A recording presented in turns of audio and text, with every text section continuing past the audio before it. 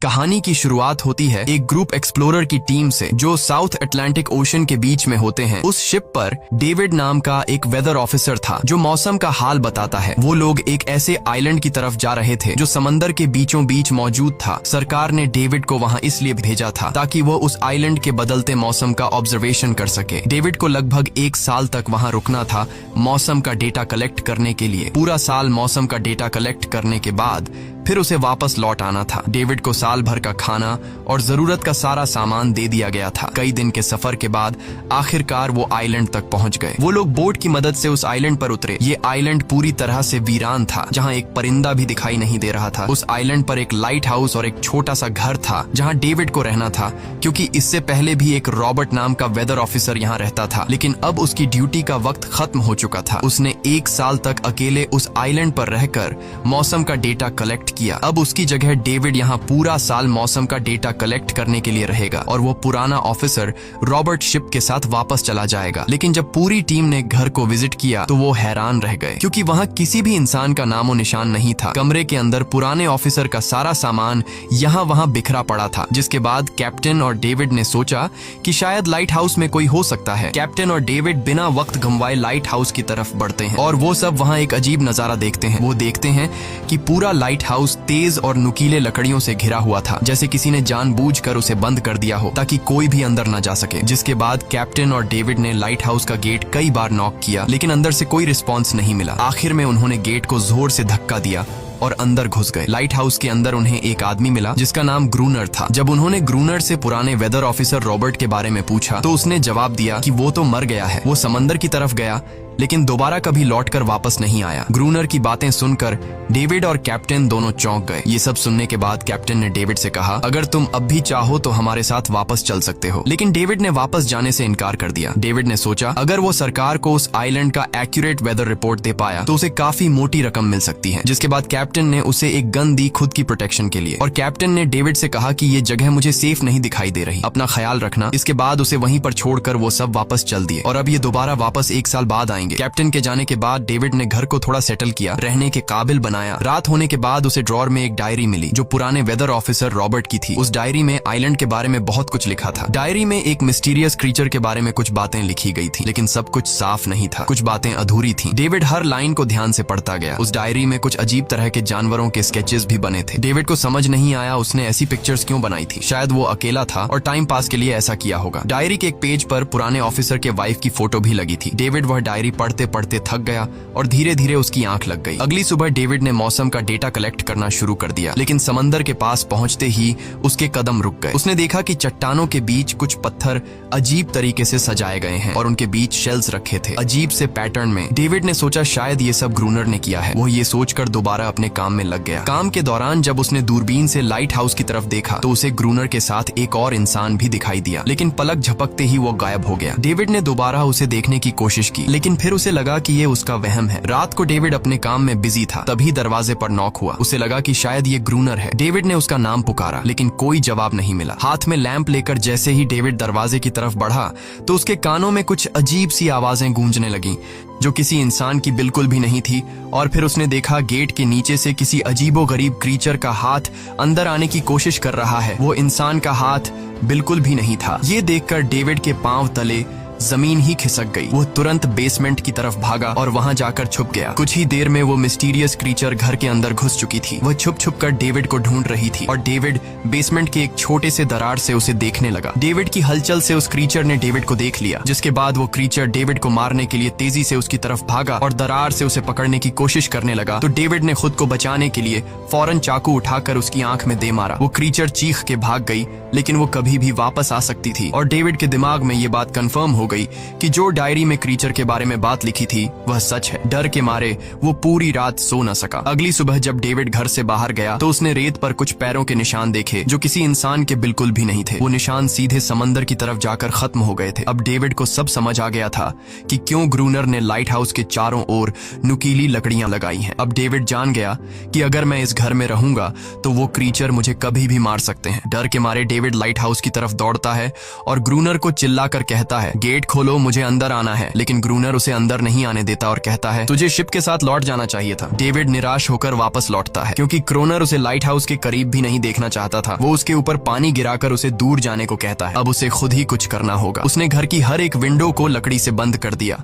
चारों तरफ नुकीली लकड़ियों से घेरा बनाया और गेट के बाहर पुराने कागज और किताबें रखी। फिर उन पर तेल छिड़क दिया ताकि अगर वो क्रीचर वापस आए तो उसे आग से डराकर भगाया जा सके। लेकिन एक बात थी जो डेविड अब तक नहीं जानता था और ये बात उसे आज रात पता चलने वाली थी। खुशकिस्मती से उसे घर के अंदर एक पुराना बॉक्स मिला। उस बॉक्स में एक गन थी और बहुत सारी बुलेट्स। ये देखकर उसे जिंदा रहने की थोड़ी सी उम्मीद मिली। जैसे जैसे सूरज ढलने लगा, डेविड के दिल में डर बढ़ने लगा। कुछ ही देर में चारों तरफ रात का अंधेरा छा गया। डेविड गन हाथ में लिए घर के एक कोने में चुपचाप बैठा था। उसकी दिल की धड़कनें तेज थीं। तभी एक अजीब आवाज सुनाई दी और जब डेविड ने खिड़की से छुपकर समंदर की तरफ देखा तो जैसे उसके पैरों के नीचे से जमीन ही खिसक गई। उसने देखा कि सिर्फ एक नहीं बल्कि पानी में से कई सारी वही अजीबोगरीब क्रीचर्स उसकी तरफ बढ़ रही हैं। कुछ ही देर में वो सब इकट्ठा होकर कमरे का गेट तोड़ने की कोशिश करने लगे। डेविड ने तुरंत गोलियां चलानी शुरू की, जिनमें से कुछ क्रीचर्स गिरकर मर गए। डेविड को लगा कि गोली की आवाज सुनने के बाद वो डरकर भाग जाएंगे, लेकिन अपने साथियों को मरता हुआ देखकर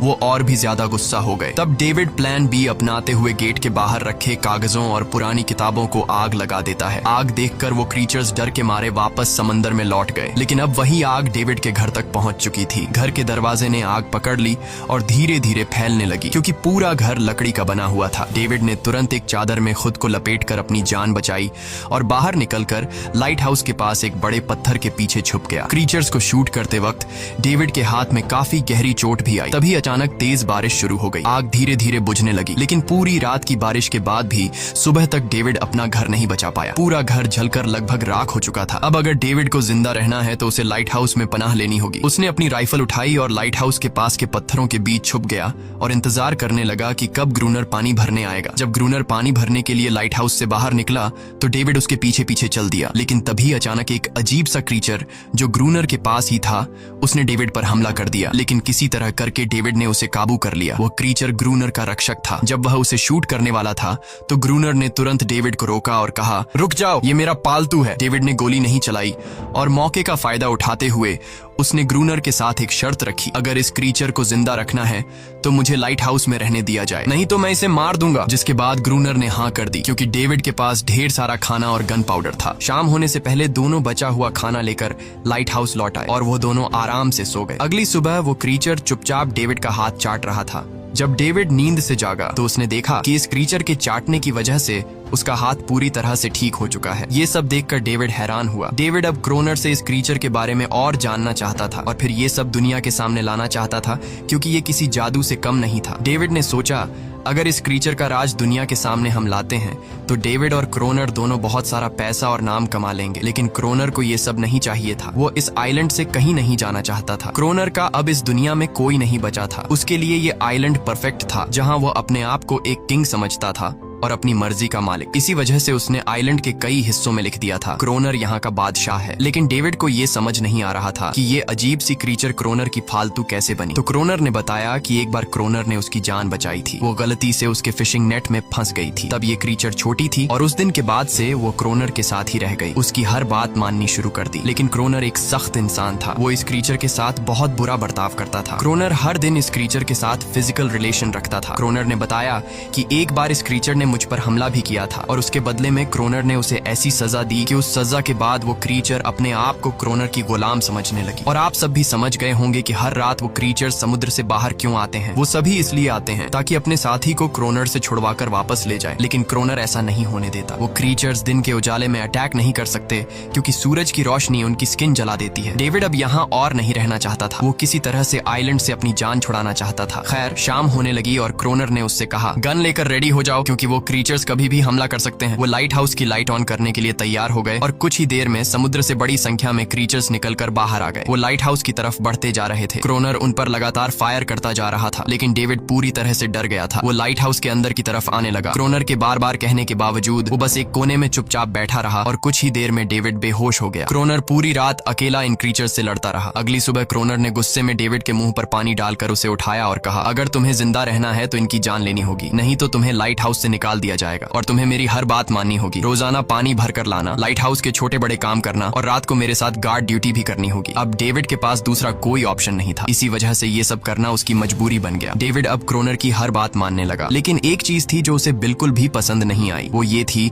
कि हर रोज उस फीमेल क्रीचर को अलग अलग तरीकों से फिजिकली टॉर्चर करना। रात होती है, दोनों फिर से गार्ड ड्यूटी के लिए तैयार हो जाते हैं और एक बार फिर वो क्रीचर समुद्र से निकलकर बाहर आते हैं। लेकिन आज डेविड को डर नहीं लग रहा था। उसने क्रीचर पर फायरिंग शुरू की, मगर आज क्रोनर कुछ भी नहीं कर रहा था। वो डेविड को बाहर छोड़कर लाइट हाउस का गेट बंद कर देता है और खुद चुपचाप अंदर बैठ जाता है ताकि डेविड खुद सीख सके कि इन क्रीचर से कैसे लड़ा जाता है। इसी तरह डेविड को लड़ते लड़ते वो रात कट जाती है और सुबह हो जाती है। सुबह क्रोनर ने देखा कि डेविड लाइट हाउस के गेट के बाहर खून में लथपथ बैठा था। अब उसने सीख लिया था कि इन क्रीचर्स से कैसे लड़ना है। इसी तरह समय गुजरता गया, रातों को इन क्रीचर्स से लड़ते हुए और दिन भर क्रोनर के लाइट हाउस के काम संभालते हुए। ये आइलैंड अब उसके लिए एक बंद घर जैसा हो गया था। वो हर वक्त सोचता रहता था कि कब ये जगह छोड़कर आजादी की सांस लेगा। समय के साथ साथ डेविड का उस फीमेल क्रीचर के साथ एक अजीब सी दोस्ती बन गई थी। डेविड को उसके लिए अब बुरा लगने लगा था। अब उसे समझ आया कि अपने लोगों को छोड़कर अकेला रहना कितना मुश्किल होता है। शायद वो क्रीचर भी कुछ ऐसा ही महसूस करती थी। डेविड ने उस क्रीचर को एक नाम भी दिया, अनारियस। इसी तरह से दिन गुजरते गए और फिर एक दिन उन्होंने देखा कि इन क्रीचर्स के अटैक्स धीरे धीरे कम हो रहे हैं। डेविड सोचता है शायद सर्दियों में वो कहीं और चले जाते हैं या फिर शायद उन्हें समझ आ गया था कि इन दोनों से लड़कर कुछ हासिल नहीं होगा। लेकिन क्रोनर ने उससे कहा कि ऐसा बिल्कुल नहीं है, वो फिर से अटैक करेंगे। अब वो अपनी संख्या बढ़ा रहे हैं। कुछ और दिन ऐसे ही गुजर गए। एक रात डिनर के बाद क्रोनर और डेविड ने टाइम पास के लिए चेस खेलना शुरू किया, लेकिन यहीं पर क्रोनर से एक बड़ी गलती हो गई। वो दोनों खेल में इतने उलझ गए कि लाइट हाउस की लाइट्स ऑन करना ही भूल गए। अंधेरे का फायदा उठाकर क्रीचर्स ने उन पर अटैक कर दिया। डेविड ने देखा कि क्रीचर्स की संख्या इतनी ज्यादा थी कि दो लोग मिलकर भी ज्यादा देर तक नहीं लड़ सकते थे और इस बार उनके पास कोई प्लानिंग भी नहीं थी। गन्स की बुलेट्स भी ऑलमोस्ट खत्म हो चुकी थी। किसी तरह बचते बचाते वो लाइट हाउस के टॉप तक पहुंच गए, लेकिन इस बीच क्रोनर के पैर में गहरी चोट आ गई। वो क्रीचर्स आज उन पर भारी पड़ गए थे। दोनों को लगा कि आज उनकी मौत पक्की है, लेकिन खुशकिस्मती से सुबह हो गई। जैसे ही सूरज धीरे धीरे उभरता है, वो क्रीचर्स लाइट हाउस छोड़कर समुद्र में वापस चले जाते हैं। कड़कती धूप निकलने के बाद एनेरियस क्रोनर के जख्म को ठीक करने की कोशिश करती है, लेकिन अब तक डेविड को समझ आ चुका था कि वो इन क्रीचर्स के साथ ये लड़ाई जीत नहीं सकते। बुलेट्स भी अब खत्म होने के करीब हैं। उनके पास खाना भी इतना नहीं है कि वो ज्यादा देर तक चल सके। लकीली अगले दिन जब डेविड लाइट हाउस के बाहर इधर उधर घूम रहा था तो उसने समुद्र में एक जहाज देखा। वो जल्दी से अंदर से फ्लेयर गन लाया और जहाज को सिग्नल देने गया, लेकिन क्रोनर ने उसे रोक दिया क्योंकि वो नहीं चाहता था कि डेविड यहाँ से जाए। उसी वक्त अनारियस ने क्रोनर पर हमला कर दिया। वो डेविड को क्रोनर से बचाना चाहती थी। क्रोनर किसी को भी ये आइलैंड छोड़ने नहीं देना चाहता था। ये आइलैंड उसकी अपनी दुनिया थी जहाँ वो एक किंग की तरह रहता था। वो डेविड को भी जाने नहीं देना चाहता था। इतने समय से अकेला रहने के बाद अब उसके पास कोई था जिससे वो बात कर सकता था, और अगर डेविड उस शिप में वापस चला गया तो वो वहाँ जाकर सबको एनेरियस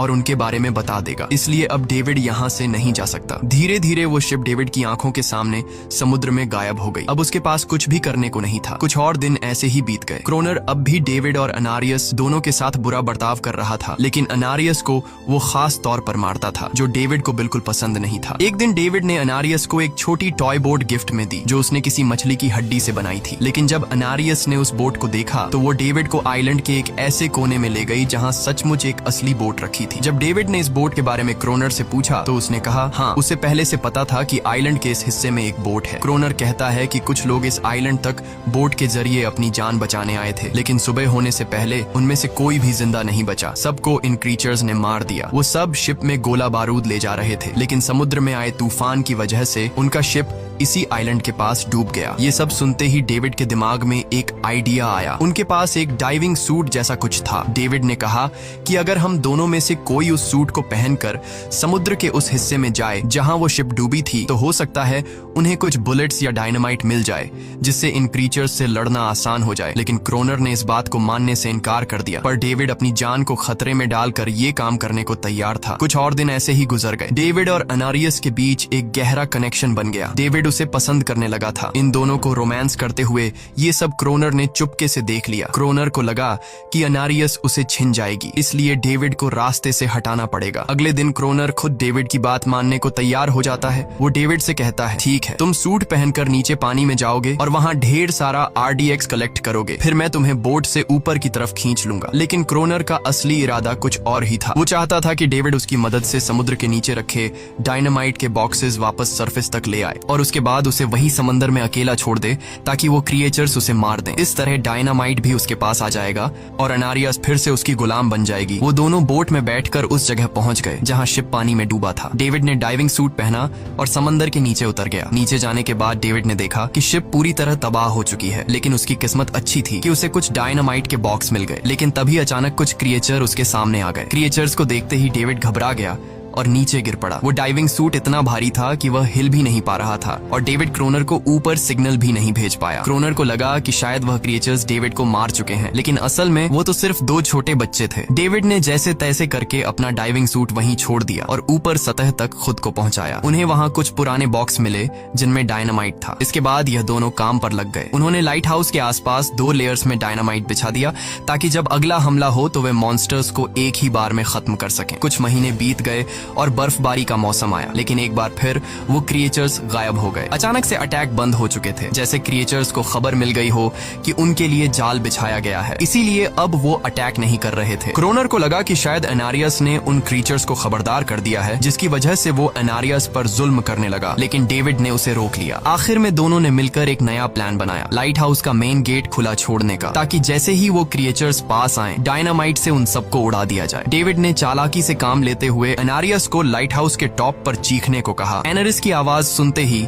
सभी क्रिएचर्स गुस्से से भड़क उठे। क्रिएचर्स ने जब देखा कि लाइट हाउस का मेन गेट खुला हुआ है तो उन्हें लगा कि यह अच्छा मौका है अनारियस को छुड़ाने का, लेकिन असल में यह उनके लिए एक चाल थी। कुछ ही देर में वह क्रिएचर समंदर से बाहर निकलने लगे। वे सीधे मेन गेट की तरफ बढ़े और अंदर घुसते ही डेविड पर हमला कर दिया। डेविड भी हिम्मत दिखाता है और क्रिएचर से जान छुड़ा लेता है। जैसे ही वे सभी क्रिएचर लाइट हाउस के पास पहुंच जाते हैं तो क्रोनर डायनामाइट का लीवर दबा देता है, लेकिन ब्लास्ट नहीं होता। असल में डेविड ने उसका कनेक्शन खोल दिया था और क्रोनर उसे दोबारा लगाना भूल गया था। डेविड तुरंत ऊपर भागता है और डायनामाइट का वायर जोड़ना शुरू करता है। तब तक वो क्रिएचर्स लाइट हाउस पर चढ़ने की कोशिश कर रहे होते हैं, जिन्हें सिर्फ अकेला क्रोनर रोकता है। जैसे ही कनेक्शन पूरा होता है डेविड पहला लेयर उड़ा देता है, जिससे कई क्रिएचर्स ब्लास्ट में खत्म हो जाते हैं, लेकिन अभी भी काफी मॉन्स्टर्स लाइट हाउस पर हमला करने के लिए तैयार होते हैं। इस वजह से क्रोनर दूसरा लेयर भी ब्लास्ट कर देता है। दोनों उस जोरदार धमाके में बेहोश हो जाते हैं। अगली सुबह जब दोनों होश में आए तो उन्होंने देखा कि एनरियस वहां नहीं थी। ब्लास्ट में चारों तरफ मरे हुए क्रिएचर्स पड़े थे। क्रोनर उन सबको मार रहा था जो जख्मी हालत में जिंदा बचे थे। तभी डेविड की नजर उनमें से एक के गले में लटके एक नेकलेस पर पड़ी। उस क्रिएचर को तड़पता हुआ देखकर डेविड को उस पर तरस आ जाता है और उसे अपनी गलती का एहसास हो जाता है। जिन क्रिएचर्स को वह अब तक खूंखार समझते आए थे वो भी इंसानों की तरह थे, सिर्फ बोल नहीं सकते थे। लेकिन क्रोनर के लिए यह सब बेकार बातें थीं। उस दिन के बाद वह क्रिएचर्स फिर कभी अटैक नहीं कर पाए, लेकिन हर दिन समंदर के किनारे से रोने की आवाजें आती थीं। डेविड को अब तक नहीं पता था कि उन्होंने कितना बड़ा नुकसान कर दिया था, कितनी फैमिली टूट गई, कितने बच्चों ने अपने लोग खो दिए सिर्फ एक गलतफहमी की वजह से। अगले दिन डेविड ने समंदर में उन क्रिएचर्स के कुछ छोटे छोटे बच्चों को देखा, वो सब जिन्होंने अपने परिवार खो दिए थे। डेविड ने पत्थरों का एक गोल सर्कल बनाया और उसके बीच में वह छोटी टॉय बोट रख दी ताकि एनरिस उसे देखकर वापस लौट आए। डेविड ने कई घंटे इंतजार किया, लेकिन एनरिस कभी वापस नहीं आई। सुबह नींद से जागने के बाद डेविड ने देखा कि क्रोनर सो रहा है। क्रोनर के पास कुछ पुरानी चीजें रखी थीं, उनमें एक पुरानी तस्वीर भी थी और जैसे ही डेविड ने उस तस्वीर को देखा वह हैरान रह गया। वह लड़की जिसका फोटो उसने पहले दिन पुराने ऑफिसर रॉबर्ट की डायरी में देखा था वह कोई और नहीं बल्कि क्रोनर की पत्नी थी और फोटो में क्रोनर उसके साथ खड़ा था। असल में 1 साल पहले आए वेदर ऑफिसर रॉबर्ट मरा नहीं, बल्कि उसने अपनी पहचान बदल दी थी, यानी क्रोनर ही वेदर ऑफिसर रॉबर्ट है। बस उसने अपना नाम बदल लिया था क्योंकि अब वह कभी इस आइलैंड को छोड़ना नहीं चाहता था। ये सब देखकर डेविड ने भी यह उम्मीद छोड़ दी कि वह कभी इस आइलैंड से जा पाएगा। अगले दिन शाम को जब डेविड समंदर के किनारे गया उसने देखा कि उस सर्कल में रखी छोटी बोट अब वहां नहीं नहीं थी, लेकिन उसी जगह पर उसने एक क्रीचर का छोटा सा बच्चा देखा जिसके हाथों में वह बोट थी। डेविड ने अपने हाथ में जलती हुई लकड़ी को उस सर्कल के बीच में फेंक दिया ताकि वह दिखा सके कि उसका इरादा लड़ने का नहीं है और उसे किसी को खतरा महसूस न हो। वह उनके साथ दोस्ती करना चाहता था। कुछ ही देर बाद समंदर की लहरों से एनारिस निकलती है और उसके पीछे पूरा क्रीचर्स का ग्रुप भी समंदर से बाहर आता है, लेकिन इस बार कोई भी डेविड पर अटैक नहीं करता क्योंकि वे भी अब शांति चाहते हैं। उनका इरादा सिर्फ एक सुरक्षित जगह पाने का था अपने बच्चों के लिए। लेकिन तभी वहां क्रोनर हाथ में बंदूक लिए पहुंच जाता है। क्रोनर को लगता है कि अगर शांति हो गई तो उसे सबसे ऊपर होने का एहसास कैसे होगा। डेविड उसे समझाने की कोशिश करता है कि ये क्रीचर्स लड़ना नहीं चाहते, ये शांति चाहते हैं, लेकिन क्रोनर किसी की नहीं सुनता। वो एनेरियस से चिल्लाकर कहता है अंदर चली जाओ। लेकिन ये पहली बार था कि एनेरियस ने उसकी बात नहीं मानी क्योंकि अब वह उसकी नौकरानी नहीं थी। यह देखकर क्रोनर को लगता है कि अब इस आइलैंड पर उसकी बादशाहत नहीं रही। क्रोनर खुद को अंदर से कमजोर महसूस करने लगता है क्योंकि अब कोई भी उसका हुक्म नहीं मान रहा था। गुस्से में उसने लाइट हाउस की तरफ कदम बढ़ाए। डेविड को लगा शायद क्रोनर को अब समझ आ गया होगा कि हर एक जानवर आजादी चाहता है, कोई भी किसी का गुलाम बनकर नहीं जीना चाहता। लेकिन क्रोनर के सर से बादशाहत का भूत कहां उतरने वाला था। जैसे ही वह लाइट हाउस पहुंचा उसने सिग्नल गन से एक फ्लेयर छोड़ी जो सीधा जाकर एक क्रीचर के बच्चे से टकरा गई। उस बच्चे की तुरंत मौत हो गई। सभी क्रीचर्स डर के मारे भाग गए और एनेरियस ने भी डेविड पर अपना पूरा भरोसा खो दिया। गुस्से से पागल डेविड तुरंत लाइट हाउस की तरफ भागता है क्रोनर को सबक सिखाने। डेविड उससे लड़ने लगता है, क्यों किया तूने ये सब? ये लोग तो बस शांति चाहते थे। लेकिन क्रोनर इतना हिंसक हो चुका था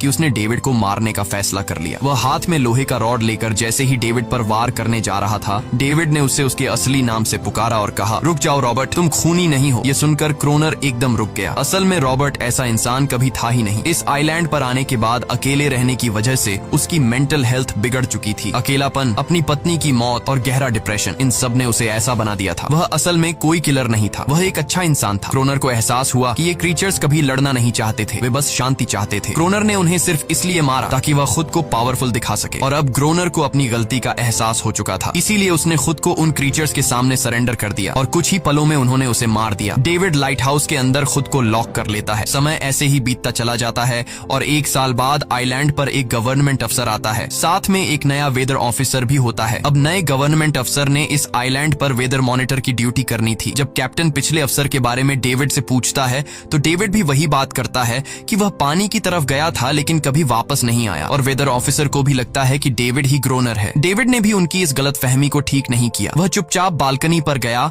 और खड़ा हो गया बिना कुछ कहे, क्योंकि अब वह भी इस आइलैंड को छोड़ना नहीं चाहता था, बिल्कुल क्रोनर की तरह। इसी दौरान एनेरिस भी अपने परिवार के साथ खुश थी। अब उन्हें किसी क्रोनर जैसे आदमी का डर नहीं था। अब वे आइलैंड पर भी और समंदर में भी आजादी से जी सकते थे। इसी के साथ कहानी खत्म हो जाती है। अगर वीडियो आपको अच्छी लगी हो तो हमारे चैनल को जरूर सब्सक्राइब कीजिए।